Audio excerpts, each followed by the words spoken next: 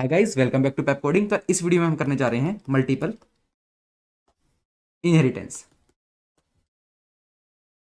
इस वीडियो में multiple inheritance का टॉपिक कवर करेंगे हम, ठीक है। इससे पहले यार आपने एक वीडियो देखी थी जिसके अंदर हमने इवेंट्स के बारे में बात करी थी। उससे पहले आपके पास इनहेरिटेंस के ऊपर दो वीडियो आई थी।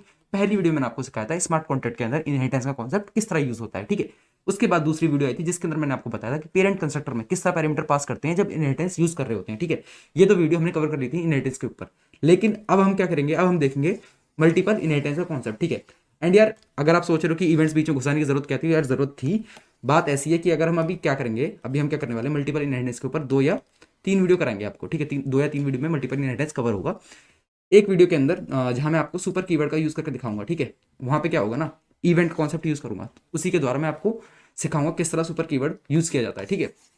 तो इसलिए मैंने सोचा कि मल्टीपल इनहेरिटेंस शुरू करने से पहले पहले आपको इवेंट्स करा देने चाहिए, ठीक है। तो मैंने करा दिया। चलिए यार अब क्या करते हैं, मल्टीपल इनहेरिटेंस समझते हैं, सीखते हैं उसमें होता क्या है और कैसे करेंगे यार, कोड के थ्रू करेंगे। मैं क्या चाहता हूँ, सिनारियो समझा देता हूँ पहले। सिनारियो कुछ ऐसा है, मैं चाहता हूँ मेरे पास एक कॉन्ट्रैक्ट है सी नाम का, ठीक है। और मेरे पास दो कॉन्ट्रैक्ट पड़े हैं ए और बी। सी क्या चाहता है, सी चाहता है दोनों की प्रॉपर्टी इनहेरिट करना। सी ये चाहता है, ठीक है। यानी कि एक ही टाइम पे दोनों की प्रॉपर्टी, ठीक है, इनहेरिट करना चाहता है, यानी कि दोनों का चाइल्ड बनना चाहता है। तो ये कैसे अचीव करेगा वो, उसके लिए क्या करते हैं यार, कोड करते हैं। कोड के द्वारा समझाता हूँ आपको बातें। एंड हाँ यार ऑब्वियसली कि इतनी सिंपल चीज़ नहीं है, आगे चल के और कॉम्प्लेक्स होता जाएगा ये। स्टार्टिंग थोड़े सिंपल से कर रहे हैं, ठीक है, लेकिन आपको सारी चीज़ें क्रिस्टल क्लियर समझ में आएंगी। और कोड करते करते सिनारियो हार्ड करता जाऊंगा मैं और आपको उसका सॉल्यूशन बताते जाऊंगा, समझाते जाऊंगा, ठीक है। चलिए यार शुरू करते हैं। मैं कॉन्ट्रैक्ट बनाता हूँ, कॉन्ट्रैक्ट ए नाम का, ठीक है। और एक कॉन्ट्रैक्ट बना, नहीं पहले इसको लिख देते हैं फिर कॉपी पेस्ट करके उसमें चेंज करते हैं। कॉन्ट्रैक्ट ए बनाया, इसमें एक डेटा बना देते हैं, पब्लिक कर देते हैं इसे।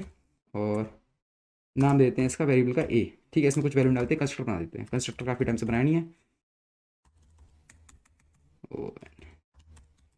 कंस्ट्रक्टर, और इसके अंदर वैल्यू दे देंगे ए में इक्वल्स टू लेट से 10 दे देते हैं, 100 दे देते हैं, ठीक है जी। चलिए एक फंक्शन बना देता हूँ, फंक्शन FUN फंक्शन, और नाम देता हूँ उसको FUNA, ठीक है, फंक्शन ए। और इसमें क्या करते हैं, इसमें पब्लिक टाइप का बना देते हैं इसे। कुछ चेंज कर रहा होगा, हाँ मैं चाहता हूँ कि ए की वैल्यू चेंज कर दे फंक्शन, ठीक है। अभी सिंपल मैं क्या कर रहा हूँ आपके लिए, कॉन्ट्रैक्ट तैयार कर रहा हूँ, दो कॉन्ट्रैक्ट तैयार कर रहा हूँ आपके लिए, ठीक है। मेरी मर्जी में कुछ किस तरह भी कोड लिखूँ उसके अंदर, ठीक है। इस फंक्शन को मैं चाहता हूँ कि ये चेंज करे मेरे ए के अंदर, तो रिटर्न कुछ करेगा नहीं, चेंज ए के अंदर कर रहा है, इसलिए ना व्यू बनेगा ना प्योर बनेगा। ए इक्वल्स टू 10 कर देगा ये, ठीक है, इक्वल्स टू 10। चलिए ए कॉन्ट्रैक्ट बन चुका है, इसे कॉपी करके मैं बी कॉन्ट्रैक्ट बना देता हूँ, इसमें थोड़े चेंजेस करके, ठीक है। मैं करता हूँ इसे कॉपी एंड पेस्ट, और इसमें चेंज कर देता हूँ, इसे बी बना देता हूँ, ठीक है। इसे भी बी कर देता हूँ, इसका नाम रख देता हूँ function B, okay function B. Parenthesis missing हो गए, लगा दी मैंने। और इसे बी कर देते हैं, इसको भी बी कर देते हैं, हर चीज़ चेंज कर दी, ठीक है यार। मतलब मैं दोबारा से लिख सकता लेकिन आलस की वजह से। चलिए अब कॉन्ट्रैक्ट सी क्या कह रहा है, मुझे ये दोनों प्रॉपर्टी चाहिए, यानी कि मुझे बी भी चाहिए, मेरे पास एक फंक्शन फन बी नाम का भी होना चाहिए, फन ए नाम का भी होना चाहिए, और मेरे पास एक दो स्टेट वेरिएबल होने चाहिए, ए नाम का और बी नाम के, ठीक है। वो क्या करेगा, मैं बनाता हूँ कॉन्ट्रैक्ट, कॉन्ट्रैक्ट सी, ठीक है। इज यहाँ क्या लिखना होगा, ए कॉमा बी, ठीक है। कॉन्ट्रैक्ट का नाम लिख दूंगा यहाँ पे, और सिंपल वही काम जो पहले कर रहे थे, बस इतना करने से क्या हुआ, इसके पास ए और बी दोनों की प्रॉपर्टीज आ चुकी हैं, बस इतना करने से। इज ए बी, पहले हम क्या करते थे, सिर्फ ए तक रहते थे या फिर बी तक रहते थे, अब हम दोनों चाहते हैं। उसके लिए इस तरह कॉमा सेपरेटेड लिखना होता है आपको, ठीक है। चलिए जी डिप्लॉय करके देखते हैं। डिप्लॉय करते हैं हम सी को, ठीक है। डिप्लॉय किया, सी के पास सब कुछ आना चाहिए, और जी सब कुछ आ रहा है, फंक्शन ए फंक्शन बी, ए और बी क्या कर लेते हैं वैल्यूज़। और ए में 100 है, इसमें भी 100 है, अच्छा वैल्यू चेंज करनी चाहिए थी मेरे को, चलो कोई बात नहीं। और अब चेक करते हैं, हाँ जी सब कुछ सही से काम कर रहा है, ठीक है। मैं थोड़ी वैल्यू चेंज कर देता हूँ ताकि थोड़ा डिफरेंट दिखे, बस यही इसीलिए ही चेंज कर रहा हूँ, बाकी कोई कारण नहीं है इस चीज़ का, ठीक है। चलिए ये तो सिंपल सिनारियो हो गया। ऑब्वियसली इतनी सिंपल चीज़ के लिए वीडियो बनाई नहीं है। अब देखो सिनारियो कुछ ऐसा है, सिनारियो कुछ ऐसा है कि मेरे पास एक कॉन्टैक्ट है ए नाम का, एक कॉन्टैक्ट है बी नाम का जो कि इनहेरिट है ए से, ठीक है। अब मेरे पास तीसरा कॉन्टैक्ट आ रहा है सी, जो चाहता है इनहेरिट होना ए से भी और बी से भी, ठीक है। यानी इन दोनों की प्रॉपर्टी लेना चाहता है, ए और बी की प्रॉपर्टीज लेना चाहता है, ठीक है। तब क्या होता है, तब किस तरह लिखा जाता है वो देख लीजिए, यहाँ देख लीजिए, इसे हटाता हूँ, हाँ। एंड ये देखो यार अभी क्या है, मैं क्या कर रहा हूँ यहाँ पे, मैं यहाँ लिखता हूँ बी कॉमा ए, तो भी कोई प्रॉब्लम नहीं आ रही, ठीक है। कोई एरर नहीं आ रही, कंपाइल हो रहा है, डिप्लॉय करूँगा डिप्लॉय होगा आराम से, ठीक है, कोई प्रॉब्लम नहीं आ रही, किस तरह भी लिख सकते हैं अभी इस टाइम पे। लेकिन अभी आगे बढ़ते बढ़ते ये जो ऑर्डर ऑफ इनहेरिटेंस का होता है ना, ये ऑर्डर जो होता है हमारा ऑर्डर ऑफ इनहेरिटेंस हमें देख के लिखना पड़ता है। किस तरह लिखते हैं वो बताऊंगा आगे चल के, ठीक है। अभी जो सिनारियो है उसके अकॉर्डिंग मुझे बी को चाइल्ड बनाना है ए का, ठीक है। इज ए मैंने बना दिया इसे चाइल्ड, ठीक है। अब मैं क्या कर रहा हूँ, यहाँ देखो यहाँ पे कुछ एरर दिखा रहा है, यहाँ पे कुछ एरर दिखा रहा है। वो क्या कह रहा है, एरर आने का अर्थ सिर्फ इतना सा है, मैं बी कॉमा ए नहीं लिख सकता हूँ ऑर्डर ऑफ इनहेरिटेंस में, ठीक है। ये जो ऑर्डर है यहाँ पे इनहेरिट करने का, ठीक है, वो ऑर्डर मुझे इस तरह लिखना होता है कि मोर बेस लाइक टू ड्राइव्ड, ठीक है। यानी स्टार्टिंग में कौन से आएंगे, जैसे कि अगर मैं 4-5 पेरेंट्स से इनहेरिट कर रहा हूँ, कितनी पेरेंट्स से इनहेरिट कर रहा हूँ, स्टार्टिंग में वो आएगा जो सबसे बेस लाइक है, फिर उसके बाद वो थोड़ा कम बेस लाइक, थोड़ा कम बेस लाइक बोल रहा हूँ, इसका मतलब क्या है, बेस लाइक का मतलब ये होता है, देखो वो कॉन्ट्रैक्ट ज़्यादा बेस लाइक कहलाएगा जो किसी से इनहेरिट नहीं कर रहा होगा, जो जितने कम पेरेंट्स से इनहेरिट कर रहा होगा खुद को उतना ही बेस लाइक होगा, ठीक है। यहाँ पे मेरे पास ए है, बी है, सी है, ठीक है। अगर इसको इस तरह बनाऊँ मैं, अगर मैं इसको इस तरह बनाऊँ और इसको इस तरह बनाऊँ, तो ये देखो इस सिनारियो में कौन सबसे ज़्यादा बेस लाइक है, कौन सबसे ज़्यादा बेस लाइक है, सबसे बेस लाइक है ए। क्यों, ये किसी से इनहेरिट नहीं कर रहा है, ठीक है, ये किसी से इनहेरिट नहीं कर रहा किसी की प्रॉपर्टी, तो ये हुआ सबसे ज़्यादा बेस लाइक, सबसे ज़्यादा बेस लाइक हुआ ये, ठीक है। फिर ड्राइव्ड कौन है सबसे ज़्यादा ड्राइव्ड लाइक कौन है, ठीक है, ड्राइव्ड कौन है सबसे ज़्यादा, सी है। क्यों, क्योंकि देखो ए किसी से नहीं कर रहा, बी एक से इनहेरिट कर रहा है, सी दो लोगों से इनहेरिट कर रहा है, तो सबसे ज़्यादा ड्राइव्ड ये है, ठीक है, सबसे ज़्यादा ड्राइव्ड ये है। और बी देखो, बी क्या है, बेस लाइक के बाद आने वाला है ये, और ड्राइव्ड से पहले आने वाला है। क्यों, क्योंकि सी जो है सबसे ड्राइव्ड है, ए सबसे बेस लाइक है, ठीक है। तो ऑर्डर ऑफ इनहेरिटेंस इस तरह का होगा, ए बी सी। अगर मैं एक कॉन्ट्रैक्ट बनाता हूँ डी जो कि इन तीनों को इनहेरिट करना चाहता है, तो मेरे को ये ऑर्डर लिखना होगा, ठीक है। जब भी आपके पास क्वेश्चन इस तरह का आए दिमाग में कि यार मैं किस ऑर्डर में लिखूं, तो सबसे पहले आप देखिए सबसे बेस लाइक कौन सा है, ए बी सी, बस इस तरह देखिए। ए की तरफ कोई एरो आ रही है, इस तरह से नहीं आ रही है, ठीक है। बी की तरफ आ रही है, सी की तरफ आ रही है, तो सबसे बेस लाइक हुआ ए। बी की तरफ ए की एरो आ रही है तो फिर हुआ बी, सी की तरफ दो एरो आ रही है फिर हुआ सी। इस तरह से आप देखेंगे इनहेरिटेंस का ऑर्डर जो सेट करना है, ठीक है। अब मैं इस ऑर्डर को सही करता हूँ, यहाँ पे याद रखिएगा more base like to drive, more base like to drive ये होता है ऑर्डर, लिख लीजिएगा इस चीज को कहीं पे, ठीक है। चलिए मैं इसको सही कर देता हूँ, ए कॉमा बी, और मेरा सही से काम कर रहा है, और मैं इसे हटा देता हूँ, इसे कॉपी हो गया गलती से, ठीक है, इसे हटा देता हूँ और दोबारा से चेक कर लेते हैं हम सी को, डिप्लॉय किया, और यहाँ देखिए A B fun A fun B. अब चेक करते हैं दोबारा, ए बी वैल्यू चेक करी, हो गया, ठीक है। लेकिन यार एक डाउट आ रहा होगा तुम्हारे अंदर, तुम्हारे दिमाग में, अगर सही से समझा होगा आपने कॉन्सेप्ट इनहेरिटेंस का फर्स्ट वीडियो में जिसमें इनहेरिटेंस मैंने आपको समझाई थी। मैंने आपको बताया था बी के अंदर क्या आएगा, अगर मैं बी को यहाँ पे डिप्लॉय करके दिखाऊंगा आपके लिए, बी के अंदर ही सब कुछ होगा ना, बी के अंदर सब कुछ होगा। देखिए ये थोड़ा ट्रिकी है, इसको समझने की कोशिश करिएगा, ठीक है। मैं इसे करता हूँ डिप्लॉय, मैंने इसे डिप्लॉय किया, और अभी देखिए बी के पास सब कुछ है, सी के पास ही सब कुछ है, तो ये हुआ क्या यार, एग्जैक्टली हुआ क्या। इससे अच्छा तो मैं सिर्फ बी से ही ड्राइव कर लेता सब कुछ, सिर्फ मैं बी से ही ले लेता, मेरे पास सब कुछ आ जाता। ये हुआ क्या, मतलब मेरे कुछ बात समझ में नहीं आई, ऐसा हो रहा होगा अभी आपके दिमाग में। फिर यहाँ पे क्या होता है ना, यहाँ पे क्या होता है, ये जो ऑर्डर ऑफ इनहेरिटेंस होता है, ठीक है, ऑर्डर ऑफ इनहेरिटेंस आप इस तरफ लिखते हैं, इसके बाद क्या होता है, ये जो सी होता है कॉन्ट्रैक्ट सी, किस तरह चेक करता है, किस तरह चेक करता है, फंक्शंस और स्टेट वेरिएबल, मतलब किस तरह प्रॉपर्टीज को चेक करता है, प्रॉपर्टीज को लेगा ये अपने अंदर। जैसे क्या करेगा, ये भी अपने अंदर क्या बना रहा है, सी भी अपने अंदर क्या बना रहा है, ए नाम का स्टेट वेरिएबल बना रहा है, बी बना रहा है, फन ए बना रहा है, और फन बी बना रहा है। लेकिन क्या किस ऑर्डर में बनाता है ये, वो ऑर्डर जाना जरूरी है। तो ऑर्डर क्या होता है, राइट टू लेफ्ट, ठीक है। ये जो ऑर्डर ऑफ इनहेरिटेंस होता है, यहाँ जो ऑर्डर लिखा है आपने, इस ऑर्डर में राइट टू लेफ्ट ट्रेवल करता है, और डेप्थ फर्स्ट,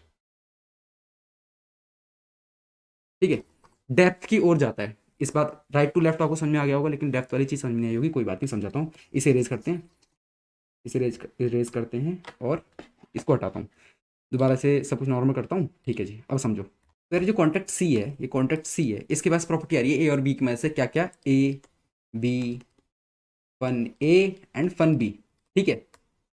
ये इनहेरिट कहाँ से कर रहा है इन प्रॉपर्टीज को, ए और बी से कर रहा है, लेकिन सिक्वेंस क्या है इनको इनहेरिट करने का, ठीक है। यानी कि पहले ए आ रहा है या बी आ रहा है, या फन ए आ रहा है फन बी आ रहा है, सिक्वेंस क्या है वो जानने के लिए, ठीक है।